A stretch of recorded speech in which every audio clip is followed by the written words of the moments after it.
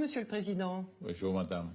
Merci beaucoup de nous avoir accordé cet entretien à l'occasion du 18e sommet de la francophonie, qui revêt un aspect très particulier pour vous parce que le premier président du Niger, le président Hamani Diori, est un des pères fondateurs de la francophonie aux côtés de 3 autres pays, le Sénégal, la Tunisie où nous sommes et le Cambodge.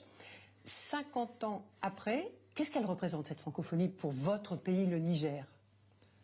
Elle représente ce qu'elle était et ce qu'elle doit être, un cadre de solidarité entre pays qui ont en partage une langue, laquelle est porteuse d'un certain nombre de valeurs, que ceux qui ont créé cette organisation ont décidé de promouvoir à travers cette langue les valeurs, justement, qu'elle contient, dont elle est le médium. Et pour nous aujourd'hui encore, cette langue reste la langue de Diderot, de Jean-Jacques Rousseau, de Voltaire, de Victor Hugo, la langue de la liberté. Et la francophonie, nous l'associons intimement à cet aspect de l'histoire de la France qu'exprime sa langue. Nous avons rencontré il y a quelques heures la secrétaire générale de la francophonie, Louise Mouchikiwabo. Elle nous disait, après s'être débarrassée de la colonisation, les pays d'Afrique notamment, eh bien, dans ces pays, le français s'est imposé comme une langue commune, parce qu'il y avait beaucoup d'autres langues qui étaient parlées, et presque comme une nécessité. C'est le cas pour le Niger? Oui, bien sûr, parce que je ne pense pas que nous ayons eu un autre choix. Tout autre choix aurait été périlleux pour nous. Pourquoi? Parce que tout simplement, nous sommes déjà lancés dans la langue française, qui est une langue désormais universelle, et nous n'avons qu'à nous en saisir pour l'exploiter. Si nous devrions promouvoir l'enseignement de nos langues nationales, vous en avez 10, nous en avons une dizaine, un peu moins d'une dizaine. Il y aurait eu des problèmes politiques, mais ce n'est pas le plus grave. Le plus grave aurait été que nous élaborions des livres qui contiennent toutes les mathématiques dont nous avons besoin pour former nos ingénieurs et tout le reste. Donc c'était beaucoup plus facile. Et je voudrais vous dire que ça ne s'est pas imposé à nous seulement comme une contrainte et une nécessité, mais c'est quelque chose dont l'usage nous a paru tout à fait naturel, et nous le faisons avec d'autant plus d'aisance. Mais pourtant, elle n'est pas parlée par la majorité de votre population, cette langue aujourd'hui. Oui, mais elle le sera le jour où nous aurons promis l'éducation, de façon à faire en sorte que tous les enfants du Niger qui vont à l'école, c'est notre pari, que tous les enfants du Niger à l'école puissent être en mesure de la parler normalement. Donc c'est une langue qui progresse au Niger de façon considérable à mesure que nous améliorons la scolarisation et la scolarité des Nigériens. Les pères fondateurs de la francophonie ont dit c'est une prise de guerre, cette langue. Vous partagez ce point de vue? Oui, en tout cas, je pense que c'était nos frères d'Algérie qui ont dit que c'est notre butin de guerre, comme ça. Butin de guerre. J'aime bien cette expression. Vous l'aimez bien? Pourquoi? Je l'aime parce que, à tout prendre à la fin, si nous sommes acculés, nous pouvons percevoir les choses de cette façon. Il s'agit, à mon avis, de quelque chose, d'une boutade. Mais très sérieusement, la langue française, c'est ce qui est resté de plus positif dans la colonisation. Et c'est le moyen par lequel nous avons accédé désormais, nous accédons désormais au monde. Mais le français est aussi perçu comme parfois par les détracteurs de la francophonie, comme un outil d'influence de la diplomatie française. Ils ont tort? Vous partagez quand même aussi un peu cette vision-là? La France a une histoire avec le reste du monde qu'elle a colonisé. Elle a noué des liens qui ne peuvent pas disparaître parce que la colonisation a cessé. Si la France peut utiliser la langue française comme facteur d'influence, je conçois ça comme quelque chose de tout à fait légitime. Mais nous... Mais ça vous met dans une situation un peu compliquée, non? Non, nous ne devons pas en être gênés. C'est notre langue de travail. C'est notre langue dont nous devons faire la promotion. Elle est porteuse de valeurs auxquelles nous nous identifions. Nous n'avons pas un rapport ni conflictuel, ni même ambigu avec la langue française. C'est la langue dans laquelle nous réfléchissons. C'est la langue dans laquelle nous communiquons. Nous avons de plus en plus tendance à communiquer même au sein de nos familles avec cette langue. Donc, le moment de la difficulté dans la perception de notre rapport avec cette langue est derrière nous, à mon avis, si tant est que des générations avant nous avaient pu l'avoir. Aujourd'hui, nous n'avons pas cette difficulté. Donc cette question elle ne se pose pas pour nous. Pour vous, mais peut-être pour des élites. Mais vous avez une jeunesse aujourd'hui qui la conteste un peu, cette langue, qui ne veulent pas en faire la leur dans un certain nombre de pays d'Afrique. Hein. Il y a même ce qu'on appelle ce sentiment anti-français. Ah non, vous confondez deux choses qui sont, à mon avis, totalement différentes. La langue française n'est pas en cause dans ce sentiment qu'on semble percevoir à partir de ce que font un certain nombre de jeunes qui a plutôt une connotation strictement politique.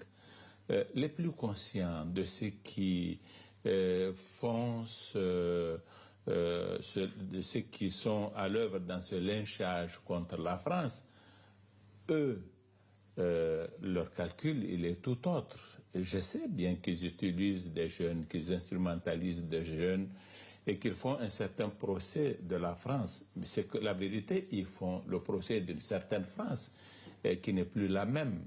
Quand j'entends toutes les critiques qu'ils portent sur la France, j'ai l'impression qu'ils parlent d'une France qui est plutôt une essence, qui est quelque chose d'éternel. Et s'il s'agit de la France de Foccart, pour rester vraiment entre Africains... France-Afrique. Oui, de Foccart, cette France est dépassée. Oui, cette France n'existe plus. Et ceux qui font ce procès, me semble-t-il, sont des gens qui sont en train de vouloir promouvoir des valeurs qui sont celles justement auxquelles se serait identifié aujourd'hui Jacques Foccart. Mais la France d'aujourd'hui, c'est une autre France, elle, qui... Moi, je pense que jusqu'au président Chirac, on peut considérer que il y avait une certaine relation qui était restée la même, hein, qui avait une relative filiation avec ce qu'avait fait le général de Gaulle à travers Jacques Foccart.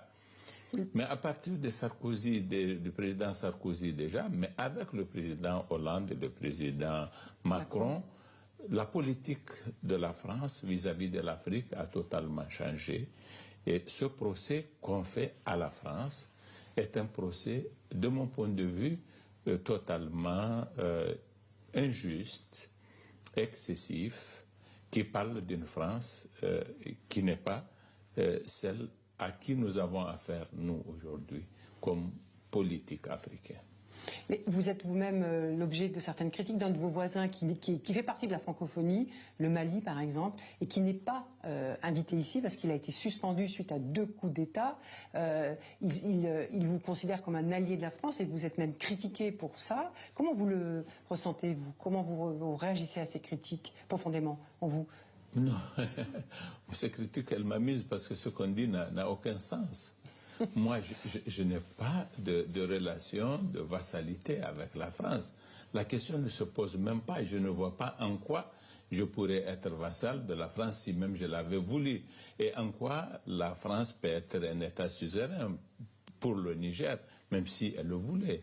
Donc, au fond, il y a une instrumentalisation, je vous ai dit, d'un certain concept de la France, parce qu'on parle trop de relations coloniales, de relations néocoloniales. Ce sont des choses qui n'ont aucun sens aujourd'hui. Et le contexte de la colonisation et les politiques menées par un certain nombre d'États, dont la France, au lendemain des indépendances, ce contexte, il est totalement dépassé, où les matières premières étaient un grand enjeu, où les puissances, justement comme la France, avaient besoin de contrôler les matières premières et faire des affaires sur la base des règles qui ne sont pas convenables. Ça, c'est dépassé aujourd'hui. La France n'a pas des intérêts particuliers au Niger. Les entreprises françaises n'existent pratiquement pas au Niger. On va nous parler de l'uranium. Oui, ce que je veux qu'on sache, c'est 2000 tonnes d'uranium, d'uranate par an. Ce n'est absolument rien. La France s'approvisionne au Kazakhstan, elle s'approvisionne au Canada. Elle peut se passer de l'uranium du Niger. Nous avons plus besoin que Orano reste au Niger, plus que Orano n'a intérêt à y rester, tout simplement.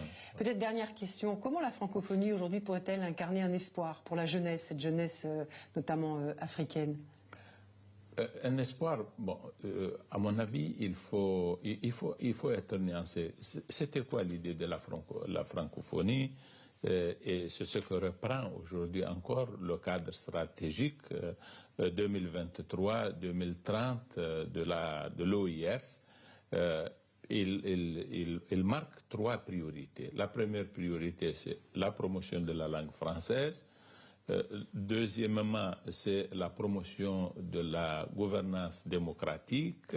Et troisièmement, c'est une coopération dans un certain nombre de domaines importants que sont l'éducation, le développement durable, le numérique, la défense du genre, la promotion de la femme, les droits des femmes, les jeunes, etc. Et donc, c'est de vastes chantiers, Monsieur le Président. C'est de vastes chantiers et nous avons une petite organisation qui se bat pour la promotion de ces 3 vastes chantiers. Elle fait du bon travail.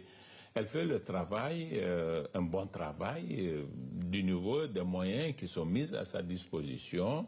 Voilà. Donc, l'espoir, ce serait que cette organisation, avec les capacités qui lui sont propres, qui sont toutes relatives, soit en mesure d'être toujours à l'avant-garde du combat pour la promotion des valeurs démocratiques, de la paix, de la promotion de l'état de droit, et donc aussi donner l'occasion à la promotion d'une coopération dans des domaines où nous avons besoin en effet de la solidarité des pays les plus riches au sein de notre famille de la francophonie, pour que justement nous puissions promouvoir notre système éducatif, que le numérique se développe plus que... Oui, d'ailleurs c'est le thème du sommet, le numérique.